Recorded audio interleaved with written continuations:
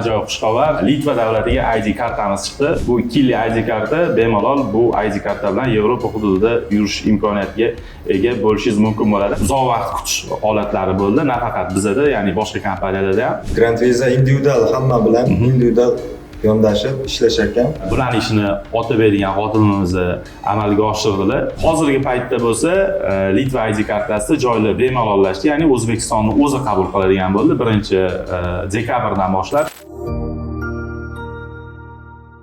Assalomu alaykum Grand Visa'ning hurmatli obunachilari. Bizda yana bir ajoyib xushxabar. Litva davlatiga ID kartamiz chiqdi. Bemalol ko'zdan kechirsanglar bo'ladi. Bu 2 yillik ID karta bemalol bu ID karta bilan Yevropa hududida yurish imkoniyatiga ega bo'lishingiz mumkin bo'ladi. Agar kimgaki ID kartalik kerak bo'lsa, bizga bemalol murojaat qilishingiz mumkin. Albatta bu oson bo'lmadi. Bilasizlar, uzoq vaqt kutish holatlari bo'ldi, nafaqat bizda, ya'ni boshqa kompaniyalarda ham. Litva o'sha Visa Center VFS javob bermaganligi sababli ba'zi holatlarda o'sha Gruziya, Armeniya davlatlaridan borib mijozlarimiz ID kartalarni qo'lga kiritishdi. Hozirgi paytda bo'lsa, Litva ID kartasi joylar bemalolashdi, ya'ni O'zbekistonni o'zi qabul qiladigan bo'ldi 1-dekabrdan boshlab, ya'ni ham o'zini davlatidan kirsin degan talab bo'ldi va mana birinchi o'sha O'zbekistonning qaldirg'ochlarimizdan joylar muammo bo'lgandan keyingi holatdagi mijozlarimizdan biri mana ID kartani qo'lga kiritdilar. Endi baribir bizda ko'pchilik topshiradi-da. Masalan, Yevropa, Amerika yoki o'sha Litva ID kartasi topshirgan mijozlarimiz bor. Ba'zi mijozlarimiz kutmasdan turib, ya'ni hujjatlarini orqaga tortib olgan holatlari ham bo'ldi-da. Ya'ni sizdan keyin topshirgan mijozlarimiz ham shu narsa kuzatildi, ya'ni noto'g'ri fikrlar ham bo'ldi. Endi bizda faqat viza sohasi bilan shug'ullanamiz va shu sohada shug'ullanganimiz uchun har bitta mijozimizning rozi bo'lib ketishini va ishini chiroyli qilib professional darajada to'g'rilab berishi bizning ham xohishimiz hisoblanadi.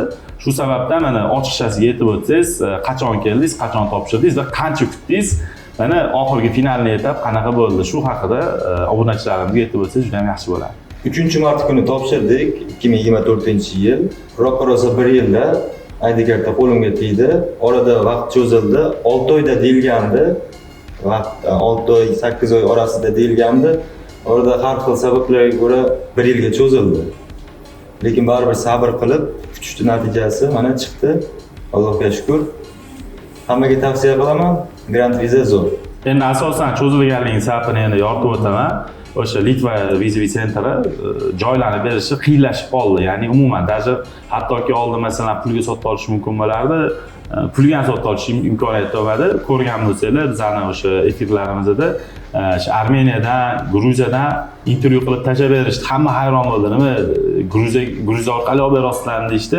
Endi ma'lum bir period shunaqa bo'lib qoldi. Ya'ni joylar juda ham qiyin bo'lib qoldi. O'shaning uchun ba'zi bir mijozlarimizda kutilish holatlari bo'lib qoldi. Ya'ni biz masalan 3 oydan 6 oygacha muddatda chiqadi deb aytamiz, lekin o'sha 1 yilgacha cho'zilish holati bo'ldi. Mana eson-omon Litva ID kartasini qo'lga kiritib oldilar. Bularning ishini otib bergan xodimimizni amalga oshirdilar.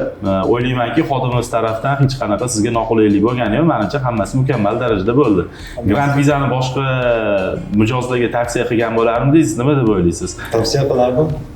Grand Visa individual hamma bilan individual yondashib ishlashar ekan. Zo'r bolalar ekan. Gap yo'q. Aka, illu fikrlaringiz uchun o'z minnatdorchiligimizni bildiramiz. Xudo xohlasa, agar bizga topshirgan o'sha Litva ID kartadagi mijozlarimiz bo'lsa, mana kutinglar, xudo xohlasa ID kartalarni qo'lga kiritasizlar. Grand Visa va'da beradi, xudo xohlasa muvaffaqiyatli darajada qilib, chiroyli qilib sizlarga o'sha va'dasini ustidan chiqib, mana ID kartalar chiqishiga yordam beradi. Keyingi efirlarimizni kuzatishda davom etinglar, xudo xohlasa, yangidan yangi yangiliklar bilan sizlarni xushnud etamiz. Salomat bo'lasizlar.